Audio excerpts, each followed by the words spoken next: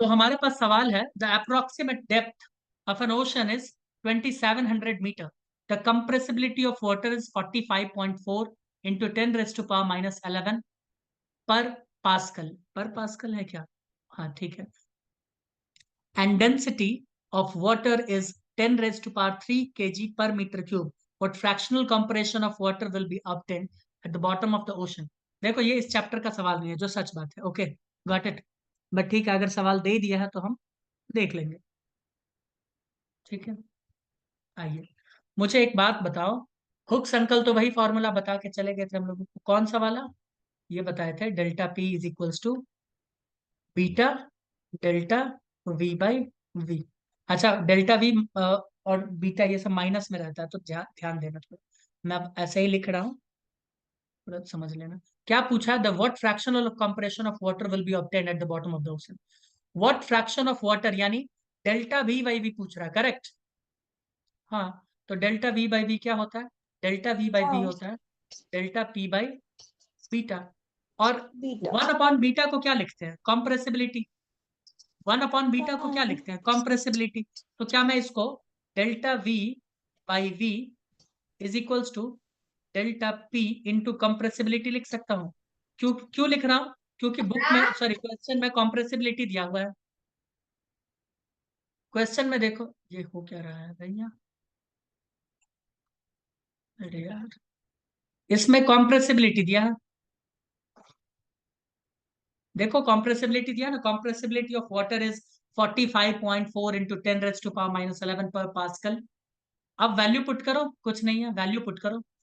अच्छा, एक चीज मैं बता दूं, प्रेशर के लिए मैं एक दो चीज बता दूं आप लोगों को। प्रेशर को हम यहाँ पे क्या लिख सकते हैं?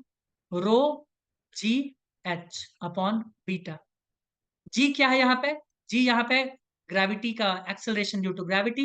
एच क्या है यहाँ पे? डेप्थ यानी हाइट, जितना अंदर गया है सरफेस से। रो क्या है? Density of water.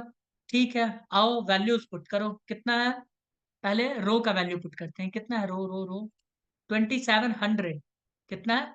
2700 है। तो मैं इसको 27 इंटू 10⁻³ लिख दूं? 27 इंटू 10⁻³ kg पर मीटर क्यूब। ओके, मैं यूनिट अभी नहीं लिख रहा हूँ। 10 का अब पावर क्या 2 है? आएगा ना मतलब। कैसे? हाँ 27, अच्छा हाँ 2। चलो मीटर ना, तो इसको में। 2.7 बना देते हैं। और बताओ, अब बोलो। कोई बात ठीक नहीं। है, अब जी का वैल्यू 10 ले लेते हैं। ओके, एच का वैल्यू कितना दिया है? हाँ? अरे एच का वैल्यू है 27, सॉरी, रो का वही वैल्यू है तो। 10 और का रो पावर का 3। वैल्यू कोई नहीं, रो का 10 वैल्यू मैं यहाँ लिख देता का हूँ 10 का पावर पावर 3 3। इंटू कॉम्प्रेसिबिलिटी कितना दिया है? Compressibility 45.4 into 10⁻⁻11। ओके, कॉम्प्रेसिबिलिटी है 45.4 इंटू 10⁻⁻11। कुछ चीजें कट रही है, देखो। कट कुट खेलने में तो मजा ही आता है हम लोगों को। 3 1 3 कितना हो गया? 3 3 6 1 7, ये कट गया। बचा कितना? बचा हाँ 2.7 इंटू 45 को भी कट कर दो ना, 45 से 10 हो जाएगा, तो 4 की जगह 3 ही लिखेंगे। ये कितना हो जाएगा? 4.54 इंटू 10⁻⁻3। यहाँ सब 10⁻⁻2 में है, ऑप्शन में देखो, तो इसको चेंज कर देते हैं 10⁻⁻2। तो 2.7 इंटू, इसको फिर से 0.4 बना दो, 454 इंटू 10⁻⁻2। अब एक बात बचाओ, एक बात बताओ, अच्छा 24 है ना, 27 है ना, इधर देखो। 27 का आधा कितना होता है? देखो रफ कैलकुलेशन सिखाते हैं। 27 का आधा कितना होता है? 27 का आधा, तुम बोलोगे 13.5 के करीब। कितना होता है? 13.5 के करीब। तो सही। इसको मान लो 27, इसको कितना मान लो? 27, ध्यान से देखो। तुम बोलोगे हाँ देख लिए। और ये 27 का आधा, 0.4 को 0.5 मान लो, यानी आंसर कितना होना चाहिए? 13 के आसपास। तो 0.5 तो पूरा नहीं है, 0.5 तो पूरा नहीं है, तो 13 के थोड़ा कम होना चाहिए। तो 13 के आसपास कौन है? 1.2। देखो कौन है? 1.2, 2.7 का, तो आंसर ये है। रफ कैलकुलेशन देख लिए? बताओ दोस्तों, इज इट इजी और वेरी वेरी इजी? और इजी सर। आइए अब एक न्यू कंसेप्ट सीखा जाए। सर, हाँ बोलो। तो मैंने कौन सा अलग फॉर्मूला बोला था? पता नहीं तुमने क्या बोला, मुझे कुछ समझ ही नहीं आया। मैंने भी तो, जाने दो सर। वैसे भी बैंड तो बजाने के लिए एक आदमी चाहिए। हमने और सर ने भी कहा था कि सही जा रही है ऐसे। लेकिन कहाँ जा रही थी ये उसी को नहीं पता था। फिर बोलो। हाँ, लेकिन फॉर्मूला तो सही बता दी। उससे कुछ नहीं होता है। उधर And अटक you know, रो जीएच में अटक गया। मैंने 200 मतलब 2700 पूरा लिया, पावर में नहीं लिया इसलिए। बहुत अच्छा। पावर होना चाहिए। जाने अगले क्वेश्चन में।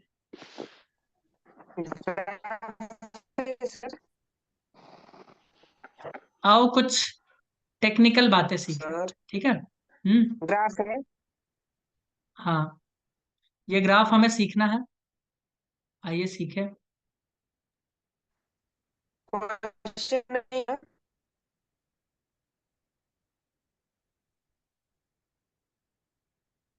सर रुको, मुझे ड्रॉ तो करने दो एटलीस्ट। क्वेश्चन है या नहीं वो तो बताओ। क्वेश्चन नहीं है, कंसेप्ट है, कंसेप्ट। आओ देखो।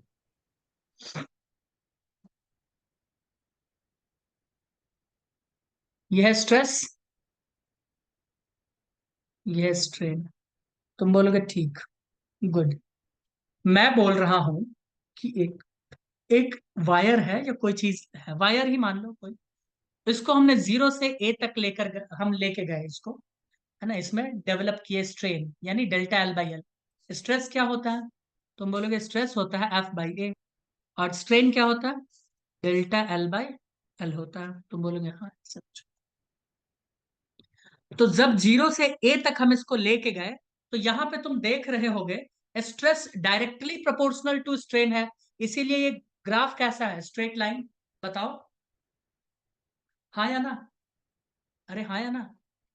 अब मुझे बताओ, किसी भी मटेरियल को अगर हम फोर्स लगा के खींचते रहे, किसी भी मटेरियल को, किसी वायर को या किसी चीज को हम अगर फोर्स लगा के खींचते रहे, तो क्या ये जरूरी है कि वो जीवन भर स्ट्रेट लाइन ही देगा? सोच के बताओ, क्या ये जरूरी है? नहीं है। क्या उनका relation always stress upon strain ही होगा? बताओ। क्या उनके बीच में स्लोप हमेशा गामा होने वाला है? सोच के बताइए। ऐसा कभी नहीं होगा। नहीं। नहीं। कुछ हद तक होगा, जहां तक होगा हम बोलेंगे वहां तक हुक्स लॉ फॉलो हो रहा है। हम बोलेंगे जहां तक हुक्स लॉ फॉलो हो रहा है वहां तक हम बोलेंगे हाँ ठीक है, यहां तक ठीक है। उसके बाद का कहानी थोड़ा पलट जाएगा, उसके बाद का कहानी क्या होगा, थोड़ा सा चेंज हो जाएगा। और चेंज होके देखो, मैं बता रहा हूं, ये कुछ ऐसे होगा। थोड़ा और अच्छे से बनाते हैं।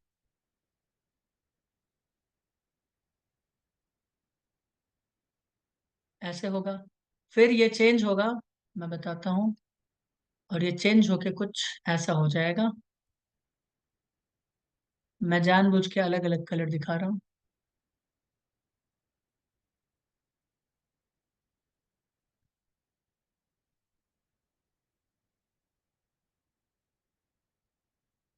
अगर ड्रॉ कर रहे हो तो ड्रॉ कर लो।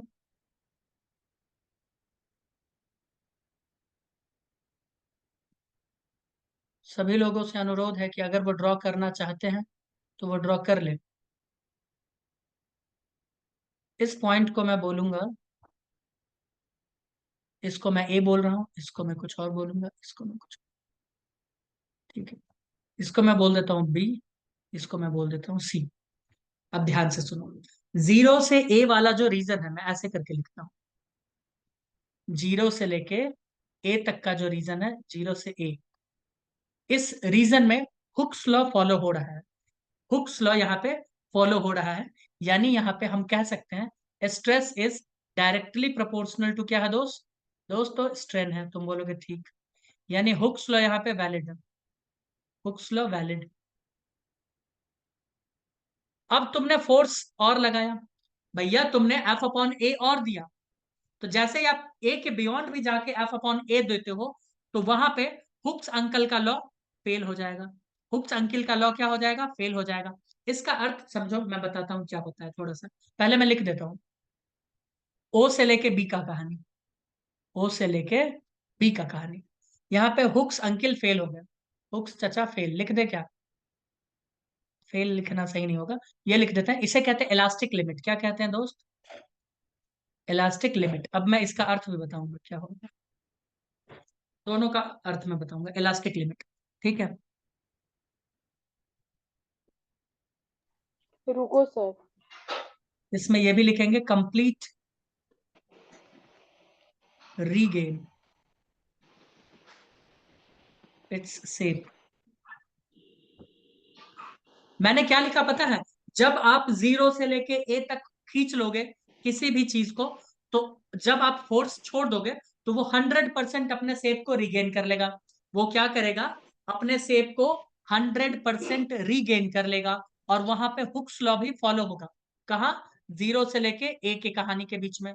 तुम बोलोगे ओके, लेकिन जब आप 0 से लेके बी तक खींच दोगे तो क्या होगा, हुक्स लॉ तो वहां पे फॉलो नहीं होगा, लेकिन अभी भी वो बॉडी जो है अपना शेप 100% रीगेन कर सकता है। जैसे कोई स्प्रिंग लो, उसको खींचो तो वो अपने पूरे शेप में आ जाता है ना एक लिमिट तक, तुम बोलोगे हाँ। लेकिन अगर मैं बोलूं एक लिमिट से ज्यादा अगर उसको खींच दूं, एक लिमिट से अगर उसको ज्यादा खींच दूं तो क्या होगा, वो फिर अपने आप को 100% रीगेन नहीं कर पाता। 100% अपने आप को रीगेन नहीं कर पाता। उसको कहते हैं इन इलास्टिक रीजन। क्या कहते हैं, वहां पे पार्शियल शेप को रिगेन करता है। तो वो पार्शियल शेप को रिगेन करने वाला जगह कौन सा है, बी से लेके सी। मैं कहां पे लिखूं, मैं इसको यहां लिखता हूं, बी से लेके सी। ये वाला जो रीजन है ध्यान से देखो, इस रीजन में क्या होता है, इसे कहते हैं इन इलास्टिक रीजन। क्या कहते हैं दोस्त, इन इलास्टिक रीजन। मैं इसको अच्छे से समझाऊंगा अभी। किसी के पास स्प्रिंग है क्या इन इलास्टिक रीजन? इसमें क्या होता है दोस्त, पार्शियल अपने शेप को वो रीगेन कर पाता है, पार्शियल या partially regain shape, regain its shape. Sir वो ए से बी इलास्टिक होगा ना? ए से बी इलास्टिक है, यस। अच्छा हाँ, वो ए से बी इलास्टिक। वैसे देखा जाए तो ओ से बी भी इलास्टिक ही है ना, तो ओ से बी ही लिख दो तो क्या दिक्कत है। लेकिन ए से बी इलास्टिक लिमिट है, ए से बी इलास्टिक लिमिट है। और यहाँ पे चलो ओ से बी ही रहने दो, रुको ओ से बी ही रहने दो इसको। मैं लिख दूंगा ए से बी हुक्स लॉ वैलिड नहीं है, ओ से बी ही रहने दो। इलास्टिक लिमिट है, कंप्लीट रिगेन इट्स शेप, ठीक है। ये ओ से ए के लिए है, बस हुक्स लॉ वैलिड, बस इतना ही के लिए हुक्स लॉ वैलिड है। इसके अलावा किसी भी चीज के लिए हुक्स लॉ वैलिड नहीं होता है। समझ में आया, हुक्स लॉ ओ से लेके ए तक वैलिड है, उसके अलावा कभी वैलिड नहीं होगा। Got it? क्योंकि स्ट्रेट लाइन जब तक तब तक हुक्स लॉ वैलिड, क्योंकि हुक्स लॉ ही तो कहता है ना stress is directly proportional to strain. बोलोगे हाँ, यही तो कहते हैं। ये इनएलास्टिक रीजन।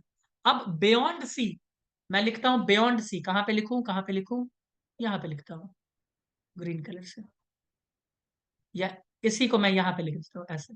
बियॉन्ड सी ये जो रीजन है, इसे कहते हैं प्लास्टिक रीजन। प्लास्टिक रीजन मतलब क्या होता है, परफेक्टली इनएलास्टिक। क्या होता है प्लास्टिक रीजन, यानी परफेक्टली इनएलास्टिक रीजन, यानी ये अपने शेप को अब रिगेन नहीं कर पाएगा। बोलो, यानी deformation will not be recovered. Correct? मैं लिख दूं क्या, लिख ही देते हैं।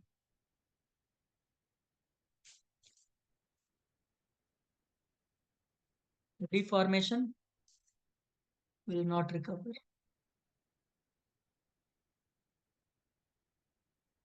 कोई दिक्कत बताइए?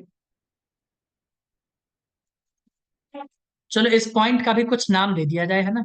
इसको बना देते हैं सी डी, इसको डी बना दो। अब मैं कुछ बताऊंगा यहाँ पर, अगर लिख लोगे तो मैं बताने वाला हूँ कुछ। रुको सर, हम्म, चलो हो गया। नहीं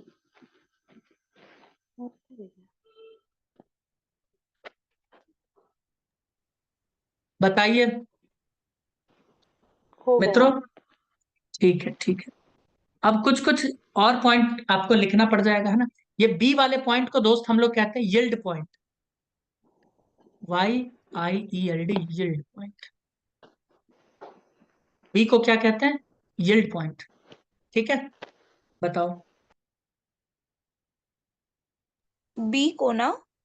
हम्म, लिख लिए, बोलो बोलो। सर लिख लिए। ठीक है। डी को हम लोग कहते हैं फ्रैक्चर पॉइंट या ब्रेकिंग पॉइंट। डी को कैसे लिखे हम? डी को थोड़ा नीचे लिख देते हैं ना, नीचे भी तो लिख ही सकते हैं, क्यों मृणाली? हाँ सर, लिख सकते हो। डी को कहते हैं ब्रेकिंग पॉइंट या फिर फ्रैक्चर पॉइंट। हम्म,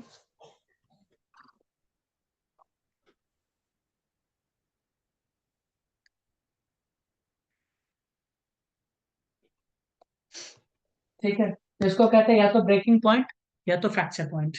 बताओ कोई दिक्कत?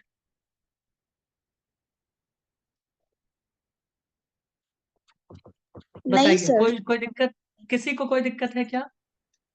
नहीं no. Sir. Okay, very good. हाँ, अब समझो, एकदम ध्यान से सुनते जाना।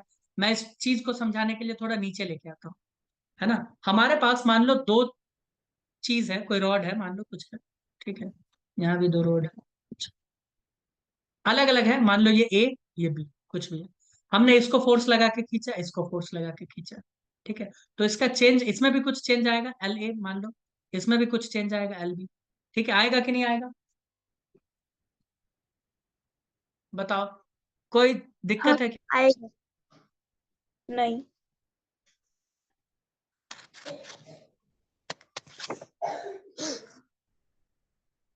बताओ। तो हम जब इसको खींचना स्टार्ट करेंगे, तो भाई खींचता गया खींचता गया खींचता गया, मान लो अब ये खींच खींच के इतना लंबा हो गया। तुम बोलोगे हाँ ठीक है ठीक है। अब जैसे ही तुम इसके ऊपर से फोर्स हटा दोगे, तो पता चलेगा ये वापस अपने ओरिजिनल शेप पे आ गया, ये वापस क्या हो गया, अपने ओरिजिनल शेप पे आ गया। ठीक है, और दूसरी बात मैं बोल रहा हूं कि अभी जो हम इसका ग्राफ प्लॉट किए, तो वो स्ट्रेट लाइन आ गया। इसका मतलब तुम बोलोगे हाँ, आपने जिस लिमिट तक फोर्स लगाया था, ए मान लो, ए लिमिट तक या जो भी लिमिट, वो उस लिमिट तक ये एकदम सही रिलेशन दिखाया है, तो हुक्स लॉ को वैलिड कर, मतलब कि फॉलो कर रहा है। ठीक, मैं बोल रहा हूं कि हमने इस लिमिट के आगे और फोर्स लगा दिया, लेकिन ग्राफ अब इसका थोड़ा अजीब बन रहा है। लेकिन हाँ, अभी भी मैंने देखा कि जब मैं फोर्स लगाना छोड़ दिया, तो अभी फिर से ये ओरिजिनल शेप पे चला गया। तो तुम बोलोगे सर एक काम करो, इसका अर्थ ये होता है कि इसके पास अभी भी क्षमता है अपने शेप को रिगेन करने का, लेकिन अब ये हुक्स के लॉ को फॉलो नहीं कर रहा। ठीक है, तो इस लिमिट तक जहां तक हम ये स्ट्रेस डेवलप कर देते हैं, उसे कहते हैं यील्ड पॉइंट। क्या कहते हैं दोस्तों? Yield point. बताओ कोई दिक्कत है क्या? तुम बोलोगे नहीं कोई दिक्कत। अब कोई और नहीं। आदमी आया और जोर से खींच दिया इसको। जब यहां तक खींच दिया, तो अब ये क्या कर रहा, ये अपने आप को पूरा रिगेन नहीं कर पाया, यहाँ पे था, खींच खींच के यहाँ पे आ गया, बस इतना। कभी कभी स्प्रिंग को खींच के देखो ना, वो खुद ज्यादा खींच दोगे तो अपने आप को रिगेन नहीं कर पाता है। पतला सा स्प्रिंग लेना, पेन वेन में जो होता है। ठीक है, अब ओमकार आया और ज्यादा जोर से इसको खींच दिया, इतना खींच दिया इतना खींच दिया कि अब वो अपने आप को बिल्कुल भी रिगेन नहीं कर पा रहा, है ना। यानी डिफॉर्म हो गया और वो परमानेंट हो गया डिफॉर्म। ठीक है, अब मैं बता रहा हूं, ध्यान से सुनिएगा। अगर, ध्यान से सुनना, अगर इस दूरी को बी और, सॉरी कौन सा था, सीडी था अपना, शायद क्या था, सीडी था, ये अपना सीडी था, ये इतना दूरी है इसका, इसका सीडी और ज्यादा लंबा दूरी हो गया, जो डिफॉर्म नहीं हो रहा, खींचते जाओ खींचते जाओ। लेकिन हमने क्या किया, यहाँ सी तक तो दोनों आदमी साथ आया था, सी के बाद ये यहीं पे टूट गया, डी यहाँ पे आते आते आते आते ये टूट गया, अब टुकड़ों में बट गया, दो टुकड़ा हो गया। लेकिन इसको खींचते जा रहे खींचते जा रहे खींचते जा रहे खींचते जा रहा, हाँ, लेकिन अपने आप को अब वो रिगेन नहीं कर पा रहा सेफ। तो तुम बताओ, ए में और बी में सबसे अच्छा तार कौन बन सकता है, वायर? बी वाला। बी वाला, क्योंकि वो लंबा खींचता जा रहा है खींचता जा रहा है, और ये तो थोड़ा सा खींचे, इसके बियॉन्ड, सी के लिमिट के बियॉन्ड जाके थोड़ा सा खींचे और जल्दी ही टूट गया। तो भैया जिसका लेंथ ज्यादा जाएगा सी और डी के बीच में, हम बोलेंगे वो ज्यादा डक्टाइल होगा। वो क्या होगा, ज्यादा डक्टाइल होगा। यानी उसको हम पीट पीट के क्या बना सकते हैं, वायर बना सकते हैं, वायर बना सकते हैं। और जिसका ये लेंथ कम होगा, उसको हम बोलेंगे ब्रिटल। क्या बोलेंगे, ब्रिटल, कि भैया जल्दी टूट गया। अब बोलो, समझ आया कुछ ग्राफ का अर्थ? हाँ बोलोगे सर। अब समझ आ रहा है? क्यों ममता, अब समझ आ रहा होगा? हाँ सर। और तुमको पता है, समझ। जो गोल्ड है सिल्वर है, वो सब काफी ज्यादा डक्टाइल होते हैं, उनका ग्राफ जब प्लॉट करोगे ना, तो सी और डी का वैल्यू बहुत दूर तक जाता है। अब बोलो, ये देखो, ये सी और डी, ये सी और डी। तो मैं लिख दूं इस बात को या छोड़ दूं, बताओ मृणाली? लिख दो दो sir. Sir. CD, large length या लॉन्ग लेंथ? लॉन्ग लेंथ क्या होगा इसका मतलब? डक्टाइल। डक्टाइल मतलब जानते हो, मैं लिखूंगा नहीं। CD अगर शॉर्ट लेंथ होगा, इसका मतलब क्या होगा? ब्रिटल। क्या हो जाएगा? ब्रिटल। बताइए, कोई दिक्कत? मुझे नहीं। लगता है I hope you got it. हाँ। कोई दिक्कत तो नहीं है? नहीं सर। ठीक है, ठीक है, बहुत अच्छा। आगे बढ़े? हाँ। ठीक है। हाँ सर। अब एक और चीज मैं बता देता हूँ। हम लोगों के दिल में, थोड़ा सा मैं बायो के बारे में बता देता हूँ। हम लोगों का जो दिल है ना, उसमें कुछ टिश्यूज होते हैं। जैसे एक टिश्यू का नाम है अयोटा, बहुत बड़ा लार्ज टिश्यू है। ठीक है। ब्लड वेसल्स है, एक तरह का ब्लड कैरी करता है ना, जो दिल से दूर लेके जाता है। तो वो काफी इलास्टिक होता है। वो क्या होता है दोस्त? वो भी इलास्टिक होता है। तुम बोलोगे अच्छा वो भी होता है? हाँ, वो भी इलास्टिक होता है। तो मैं ये बता रहा हूँ कि इसमें स्ट्रेस और स्ट्रेन का कर्व, इसमें स्ट्रेस और स्ट्रेन का कर्व क्या है? बहुत ही कम आता है। यानी प्रेशर बढ़ जाता है तो भी इनमें जो चेंज आता है ना, वो बहुत ही कम आता है। वो क्या होता है? बहुत ही कम। इस तरह के चीजों को हम लोग कहते हैं इलास्टोमर्स। क्या कहते हैं? इलास्टोमर्स। खुद जरा कॉमन सेंस लगा के देखो। दिल जब पंप करता है, मैंने क्या बोला है? अयोटा ऐसा ब्लड वेसल्स है, मैं लिख देता हूँ, इलास्टोमर्स, ब्रैकेट में लिख देते हैं अयोटा इन हार्ट। अयोटा ऐसा ब्लड वेसल है जो खून को दिल से दूर लेके जाता है। तो दिल जैसे ही पंप करता है, अयोटा में ब्लड फ्लो होता है, यानी प्रेशर बहुत बढ़ जाता है। समझे? स्ट्रेस बहुत बढ़ जाता है, फोर्स अपॉन एरिया बढ़ जाता है, उसको मैं प्रेशर बोल रहा हूँ। जब प्रेशर बढ़ता है तो इसका फिर तो लेंथ बहुत तेजी में चेंज होना चाहिए। क्यों दोस्तों? चेंज बहुत ज्यादा होना चाहिए। और अगर चेंज हो जाएगा तो कहानी समाप्त हो सकता है इंसान का। हो सकता है कि नहीं हो सकता है? पता चला हर जी। बार दिल बहुत जोर का मतलब पंप किया ब्लड को, और यहाँ चेंज बहुत ज्यादा हो गया। तो इन सब चीजों में चेंज ज्यादा नहीं होता है, चेंज नहीं होता है। ग्राफ कुछ ऐसा चला जाता है। ये भी मैंने शायद गलत बना दिया, और स्लोप इसका ऐसा होता है। समझे? तो इस सब तरह के चीजों को क्या कहते हैं? इलास्टोमर्स, जिसमें फोर्स प्रेशर बढ़ा दो बट स्ट्रेन ज्यादा नहीं देखने को मिलता। Got it? अब एक बहुत ही अच्छा सवाल दिया जाएगा आप लोगों को, और आपको बताना पड़ेगा कि वो क्या है। ठीक है? दे सवाल। आइए, दो। मैं क्वेश्चन पढ़ता हूँ। Select the correct alternatives. पहला, elastic forces are not always conservative.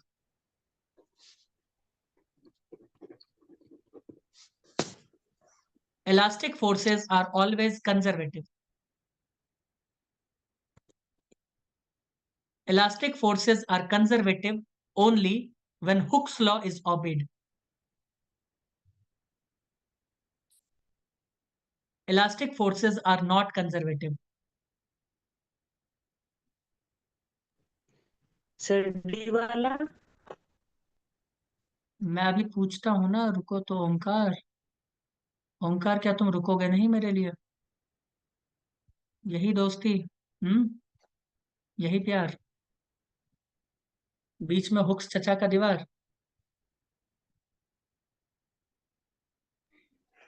Sir आप ऑन द स्पॉट कैसे बना लेते हैं? क्या चीज? यही जो आपने बोला अभी। कोई नहीं, मैं तो ऐसा ही हूं। तुम आंसर तो बताओ यार, जल्दी बताओ। फिर मुझे एक बहुत ही अच्छा चीज बताना आज। आज तुम लोगों को मैं बताऊंगा कि ओमकार जब साइकिल चला के आता है तो उसके कमर में दर्द क्यों होने लगता है, और जब मैं बाइक चला के कहीं जाता हूँ या कार चला के जाता हूँ तो मुझे क्यों कुछ भी नहीं होता। ठीक है? उसको सर मैं मैं ग्राफ की मदद से मुझे बता। उल्टा है। सर सुनो ना, बाइक हम्म। चला के आता हूँ तब कमर में दर्द होता है। तो इसका भी रीजन आज हम लोग जानने का कोशिश करेंगे। ठीक है बच्चों? पहले इसका आंसर दीजिए। आओ इसमें देखते हैं। मुझे एक बात बताओ मृणाली, इलास्टिक दो। Forces are not always conservative.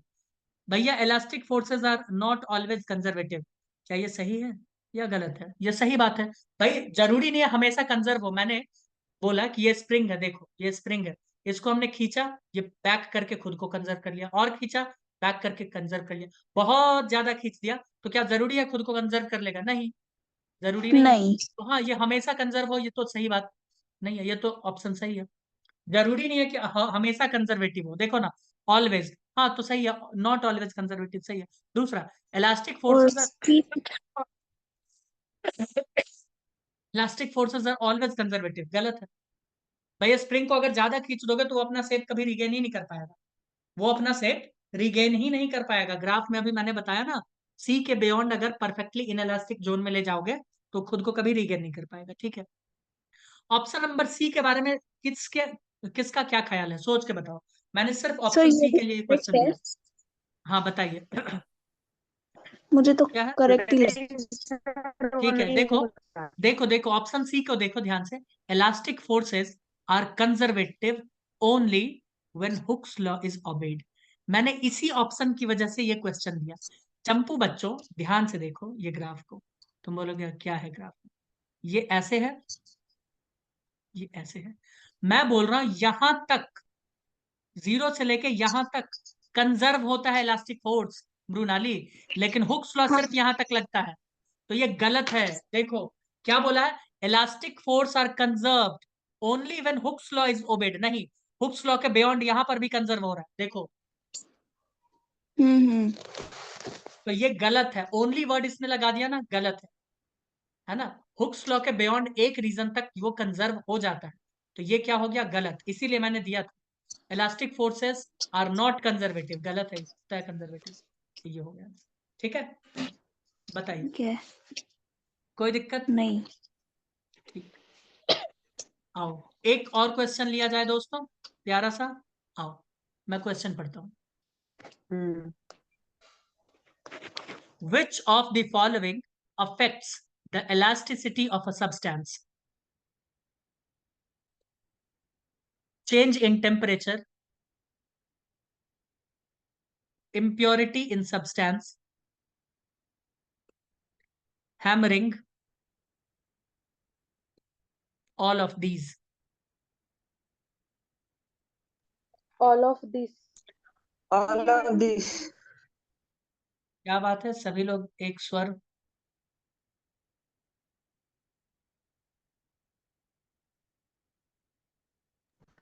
सभी नहीं सर, दो ही लोग।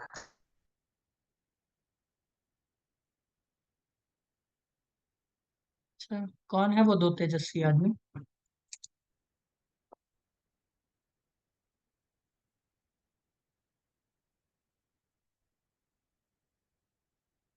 ऑल ऑफ दीज, ओके, ठीक है। अब आइए ये क्वेश्चन के माध्यम से हम देते हैं, और इसको मैं समझाने की कोशिश करूंगा कि आखिर होता क्या है, ठीक है। समझाएं क्वेश्चन की मदद से, देखो इसका आंसर होगा ऑल ऑफ दीज। क्या होगा आंसर? ऑल ऑफ दीज, ठीक है। चलो आइए सवाल देते हैं। चलो को ना, लिखना तो क्या हुआ? दो। लिखने तो सर। लिखो लिखो, मेरी तरह फास्ट बनो, है ना। आप बोलते हो, हम लिखते हैं। सर हम लैपटॉप पे नहीं ना लिख रहे, हम हाथ से लिख रहे हैं, वो अच्छा भी अच्छा, नोटबुक पे। वो भी गिटार बजाते बजाते लिख रहा है हमारे वो। इधर वो वन नोट भी नहीं है। ओके ठीक है, मैं स्टार्ट करूं?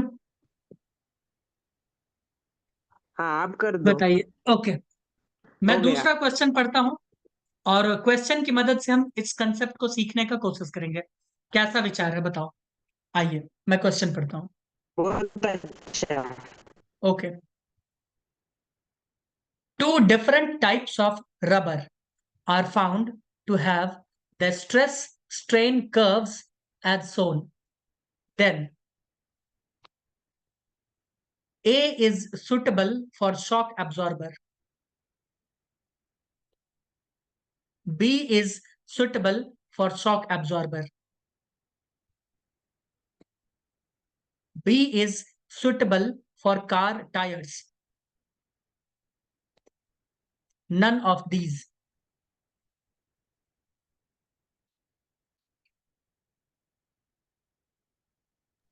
सर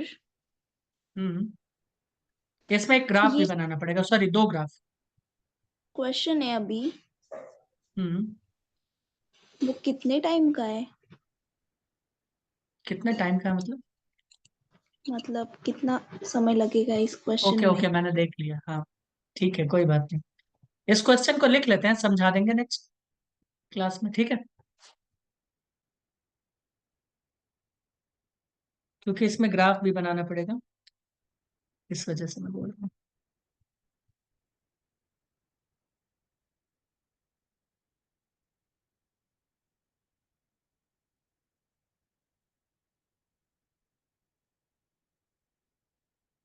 छोटा सा ही ग्राफ बनाया, बड़ा कर।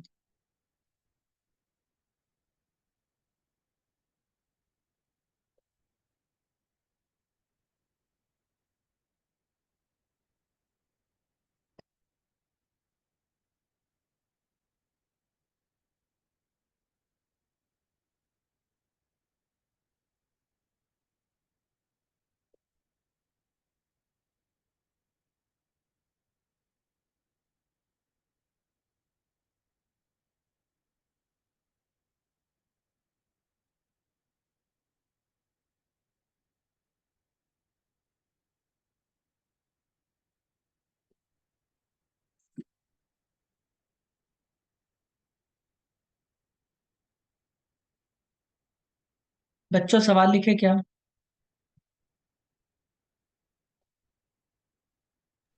सवाल लिख दिया सर, ग्राफ निकाल रहे हैं।